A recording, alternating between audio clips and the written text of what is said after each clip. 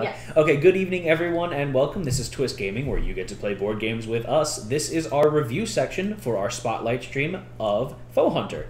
So this is the part where we like to talk about, after our playthrough of the game, what we like, what we didn't necessarily care for, anything we might have a recommendation for, something along those lines. Anne, do you want to start us out tonight? Ooh, okay. So this is the very first time that I've played this game. I tend to be a fan of co-op games in general. I know this is a deck builder, and it's advertised as a deck builder. And to be honest, deck builders are not one of my favorite kind of games. So I was very happy when I got into the game and realized that it's not really very deck builder focused. There is some purchasing of cards, but I think calling it a deck building game is a tad misleading, which for me is a good thing, misleading in a good way. I like the fact that there are various different characters that you can play. You're playing different strategies. I mean, you have your classic kind of roles: your ranger, your tank, your necromancer, your magic role. I like the fact. Did not trip over the cord this time. Thank you very much. I like the fact that, and this is something that we were talking about in other games, we started to feel like, oh, we've got this under control. And at that point, I don't want to say that I felt bored, but maybe not as challenged as I would have hoped. But then the next card came out, and it was like, attack, attack, attack, attack, attack. So I don't know. If this was the medium level, I want to say that this was kind of easy. Nobody died, right? I think that at the medium level, somebody should have died. I think that that's the kind of level, like a person out of a 3-team group, somebody should have died or been close to death. You've been playing some Kingdom Death, haven't you? I guess it's skewed my idea, my opinion. So I'll segue off of that. I definitely agree that it is a deck builder, but deck builder light. And I do enjoy deck building games, but I actually did appreciate it that it wasn't focused solely on, building a deck from the ground up and trying to get the best possible combinations. That they start you out with a deck and you can supplement it nicely with cards here and there, but it's not a required part of the game. And you can play around that, you can play for it. It's not a huge deal. It's definitely, you can change your play style up depending on what you like to do in the game. I definitely like the different character classes. I've played as the Pathfinder. The Pathfinder, the Elemancer, and what's the other one, Josh? The Barbarian? Barbarian. The Barbarian. I played as that one at Gen Con, and they all play very differently from each other. It's very interesting. I've fought the Pirate twice now, and the easy one, the Cultist one, Yeah. once. We didn't get all the way through that one. That was our getting our feet wet one. Again, I think that my biggest issues would definitely have to mirror what Anne said, though, where as this is the medium one, I felt like it was a little on the easier side of things, especially after we got that XP rule worked out to us playing the correct way. I felt like we had more of a challenge with the game at Gen Con, but I think that's because we were all new to the game at that point. And as we were playing the easy mode, it felt a little too much on the easy side. But I think it's much better to have a game that feels a little easy because it's easier to beef it up through expansions or rule clarifications or something like that. And we haven't even tried the hard mode, so I'm also not speaking of having played the entire game. Yeah. But if it's just impossible from the get-go, then it's not nearly as interesting. Better for something to be a little too easy than a little too difficult. In my eyes. I know not everyone shares that opinion. But I definitely appreciate the different play styles and the different strategies that go into it. And I like the upgrading your deck. Like, that's definitely what sets this apart for me. And as a co-op game, I definitely like it. It's definitely fun as you start playing along with it. And it seems a little rule-heavy, like when we first played it at Gen Con, but as we were picking it up again today, it was nice. Like, it's really fairly simple to get into the swing of things with this game. So I definitely appreciate that, too. It's not like you have to sit here and skim the rules for every definition of every word and make sure you're playing things the right way. We had like, what, 2 or 3 clarifications that we needed? Yeah, a lot of it is read the card. Yeah. And I know people use that as an instruction for certain games where it's like, oh, read the card. And I find that people who use that instruction usually have game-specific terminology on their cards. So even if you are reading the card, it may still not be very clear. The cards are incredibly clear. I didn't pick up the rulebook once. I'm a big fan of I was about quick to say, I'm reference surprised guides. you didn't say this on your Oh, my things! part. I love quick reference guides. I love that this came with it. I love that it's card-sized and small. The game was so simple, I may have looked at it once. Right. I didn't need to consistently refer back to it. I think it's a great game when you have like the party people over, people who aren't really board gamers. Mm-hmm. This is a nice one step further into board gaming kind of game. And I like the game too, just because hero turn orders, you've got 3 things that you can do. You can do them all one time. It's not an overwhelming amount of options, but there's a nice variety in all the different things. You know, playing weapons, playing traits, or playing abilities, playing, you know, using your feats. There's a variety of things to do without it feeling like you're overwhelmed with options. I don't know if that's contradictory of what I'm saying there, but it seems like there's a really nice balance between how many options you have and the variety of them. Josh. Yeah, I mean, what seemed easy, so this game plays up to 6. I didn't see anything that scales it. So that would be incredibly easy with 6. I would feel that would be, so I know some things that say like number of players, but there isn't that much stuff in there. Mm-hmm. So I'm worried about how many more players this could hold. So that's one thing. What was the other thing I was going to talk about? I didn't like that we couldn't refresh the city. Yeah, I think that was... like a mulligan? Like even everyone spends 1 or 2 XP to refresh the city. I feel like that would have been a pretty interesting mechanic to it. Just because there was 4 kind of meh options up there. And the deck for what the options were seemed quite large. Like, I was curious to see what else was going to come out, and I was considering wasting 4 XP just to get something off the board to have another thing come out. Right. And we didn't even get any Pathfinder cards that came out for you. Right. We had a couple Paladin cards. We had a couple... There was 1 Elemencer card. So it would be nice to see more of these cards. So that's the only thing I would have liked to see. And there might be a rule in here that we missed about something. I don't recall. So that's that. You guys are refreshing a card at the end of the foe phase. No. So I think we were supposed to refresh 1. You missed a rule. I missed a rule.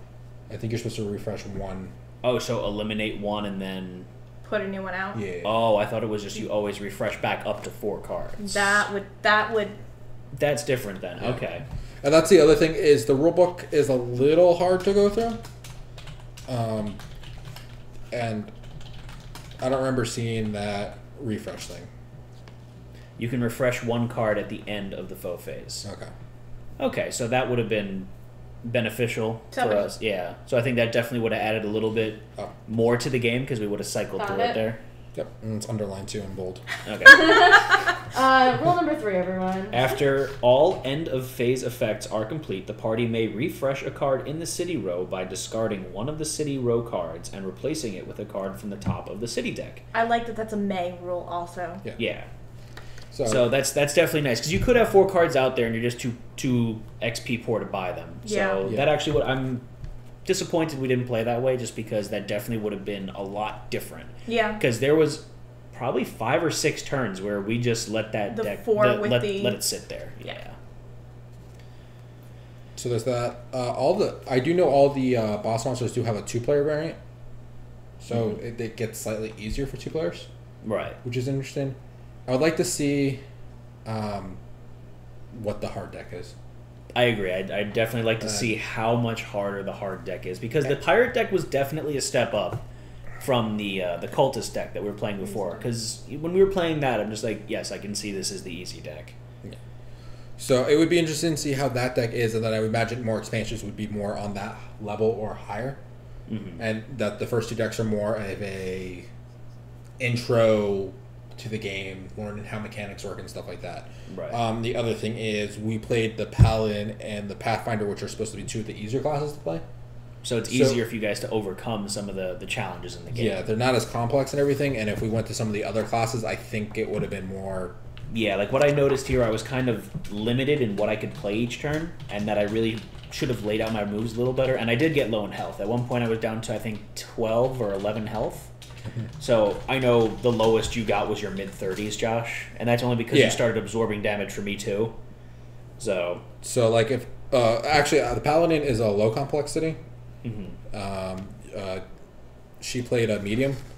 Just because you have to manage a lot of the critters. Yes. But like I think if we didn't have a tank or some other kind of build, it would be interesting. That's nice that in the book that it explains the complexity of the character that you're going to play. Absolutely. And the build they have. I think that's pretty fantastic just because you could be like, oh, well, I'm newer to the game. I want to go for something easier. Yeah. Or let's try something more difficult, which is essentially what I did with mine just because I played with that one earlier, the Pathfinder one, and I wanted to try a little bit more of a complex deck just to see how it felt. Just because, I mean, it was cool summoning all the critters. Don't get me wrong. But I wanted to try to do the glass cannon roll, you know? Yeah. So that's that. I really like the art. There's a lot of unique art in this game. So we'll show that off on the screen. And read what that card does. Yeah, that's a nasty one. This is Master Carpenter Devin Plankfellow. But more importantly, while this card is in play, Bosun Cogswaggle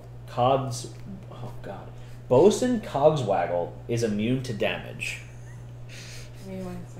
So if you have him, Cogswaggle, and then the what's the ship? Yeah.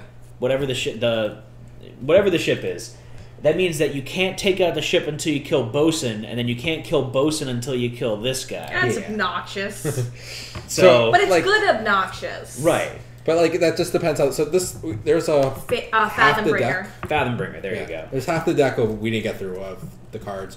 There was a gunner. Oh, we got a gunner. It's a different gunner. Oh, it's just different art. Yeah. No, it's a different gunner.